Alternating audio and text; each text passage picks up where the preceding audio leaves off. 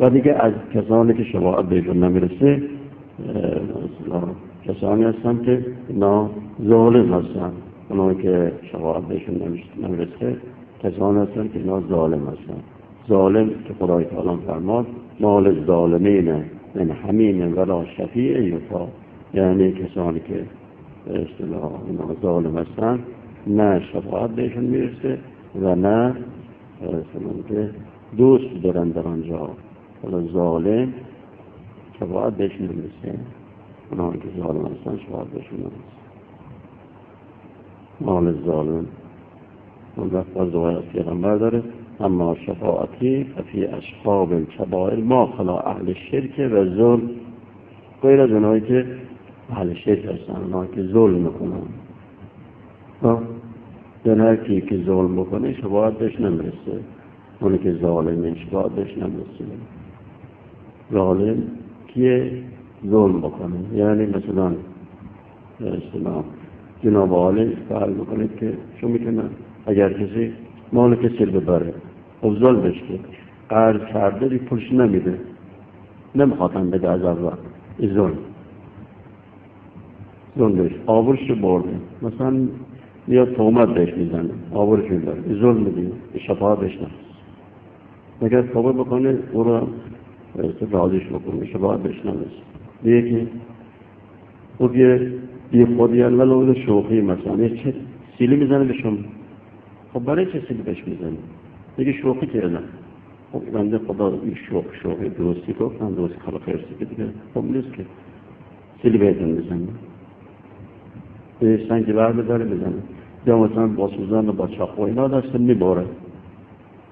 خب فکری ظلمه که حالا این شما قضا ساعت خب من شما چیکار کردی؟ گفتن بیا تو انتخابات شرکت بکن، اومد کردی. حالا این شما داره میزن تو سرش، خب اینا ظلم نیست؟ خب که حرف نزنید. خب برای چه حرف نزنید؟ خب چیزی که میبینیم چیزی که میدونیم حرف نزنید. خب ظلم. خب بنده خدا نگید خب بیایی شرکت تو انتخابات دیگه وقتی اومد شرکت خب چرا میزنیدش؟ شما میدن تو سرش برای چی؟ خب عکساش هست همه چی هم هست، ما که بیداری حرف نمیزنیم که همش هست فرون میگم این ظلم شفاعت بهش نمیرسه. مال الظالمین من حمیم ولا شفیع یطاع. های مسلمونی شفاعت نمیرسه. بنده خدا چه گناهی کرده؟ حال جلو مردم بهش لااقل بهش اوزیرو برش رو چی میگن شکنجهگاه نمیدونم کجا اسمش هادی خلاص لااقل بهش اوزیرو خب بگه هیچ جلو مردم میدن تو سرش. خب میدن تو سرش برای چی؟ دندوناش رو مثلا میشکنه اشاره چی به سر اینا میاره. این چه کاریه؟ ما مسلمان نیستی. اونا خودشون مسلمان دارن ما رو مرتد میدونن. یعنی هر شد که شما میزنید و با میگه به ما میگه تو مرتدی، خودش حفظیه. خب این نحن ابناء الله احباء یعنی همین دیگه ما بچه های خدا هستیم، ما احباء الله هستیم. خب یهودی ها هم نحن میزنن تو خودت اهل بهشتی و بنده که دارم به تو نصیحت میکنم من شدم اهل جهنم یا اینها شدن اهل جهنم، مسجد ما مسجد ضرار شده نافهم. خب این چه حرفی که داری میزنی تو؟ به چه به اصطلاح راهی که داری میری؟ به جهنم میری و بهشتی ها رو که شما از جهنم هستی. یکی هم خائن کسی خیانت بکنه، خائن به کسانی که امانت دار نیستن، اینا شفاعت بهشون نمیرسه. خب تو بیای رأی مردم رو بگیری و وقت اینا رو پاره میکنی، صندوقا رو میزید اینقدر شمیشن تو گودونی نمیدونم گودونی هر میندازشون یه جایی که باید دونه بشماری. خب اینا چیزایی بوده که از 4 تاش که عکسش گرفتن، 4 تا از صندوقا رو حالا 4 تا برای نمونه که عکسش گرفتن که اون قایمش کرده بودید. واقعش آدمان صحیح و درست کار مادم گفتم نشون اعتناد نمی کنی برای مردم تو امانت داری، تو اهل بهشتی و ما از جهنم هستیم، تو سیدی و ما سید نیستیم. خب اینا چه حرفی دارید بزنید؟ خدا نه خواست سلام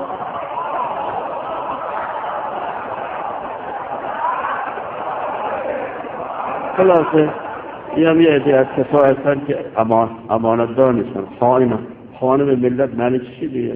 و خیانت کرده.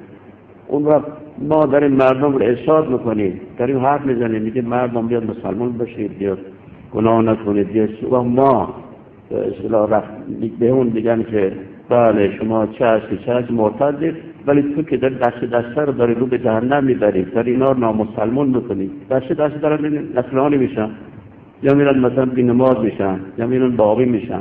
تو اهل بهشتی ما اهل جهنم. خب این نافهمی دیگه. اگر نافهم آدم باید باشه، چرا خودتون توی جایگاه قرار میدید که دیگه هیچ پایگاه نداشته باشید؟ تو دیروز رفته بودی تو جبهه، حال نمیدونم رفته بودی نه ای رفته بودی که جنوب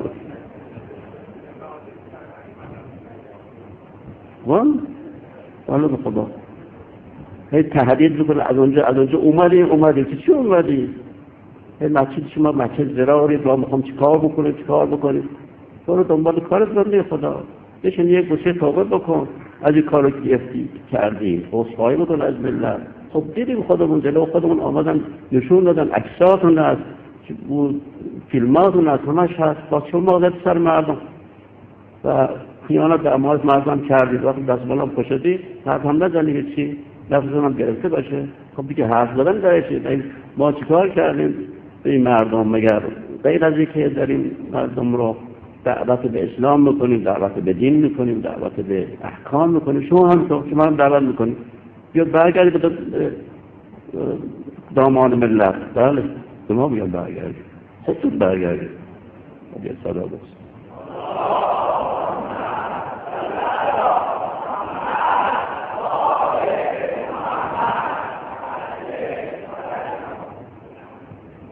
بله خلاصه پس هیچم خائن شفاعت نمی شود که رسول گرامی صلی الله علیه و حرف ازد میزنم.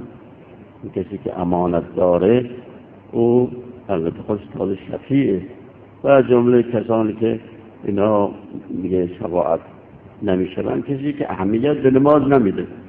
اهمیت به نماز لا ینال شفاعتنا من استخف بالصلاة. شفاعت ما به کسی که به نماز استخفاف بکنه شفاعت ما نمیرسه. استخفاف بشه که میگوید وارد بر ام حمیده شدن، وقتی از صادق از دنیا رفته بودن گفتم که ام حمیده گفت نبودی ای ابو بصیر که از صادق در وقتی محسن از دنیا برن چشماشون رو باز کردن و فرمودن که لا لن تنال شفاعتنا من استخف بالصلاة. شفاعت ما به کسی که استخفاف به صلاة بکنه نمیرسه. استخفاف به صلاة چیه؟ یعنی اینکه نماز رو شد نشد میکنن نشد نمیکنن. البته این مال مؤمنین هست، اونهایی که پایبند باشن و اونهایی که نادر خدا. بنابراین یک کار نکنید، هر کی کار نکنید، ما لازم نیست کسی رو، ولی یک کار نکنید که زنبسه جوانهای ما اینجور زده بشن از دین که حتی دیگه نه نمازه نه روزه خواهی بچاره چه کار بکنه و از کجا بره، به کی اطمینان بکنه، به چه اشخاصی باید اصلاح خودش بحث بکنه و اینکه بلکه شما همه رو که یه دیره که با تهمت بیرون کرده، یه دیره که با شما بیرون کرده، یه دیره خود چی موندید دیگه؟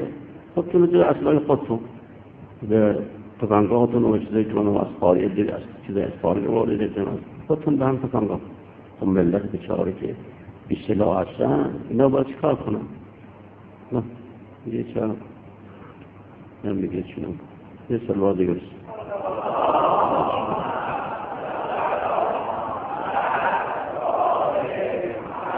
خب دیگه از کسانی که حالا از چیزایی که موجب میشه تفسیع در شفاعت میشه، همین تفسیع میشه، یعنی انسان قوی‌تر میکنه، آماده تر میکنه برای شفاعت.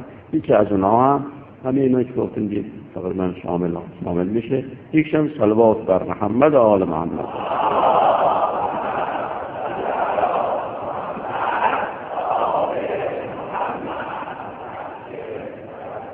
السلام علیک یا ابوالحسن یا موسی بن جعفر ایها الکاظم یا ابن رسول الله یا حجة الله علی خلقه یا سیدنا مولانا انا توجهنا و استشفعنا و توسلنا بك الى الله وقدمناك بین یدی حاجات یا وجیها عند الله اشفع لنا عند الله.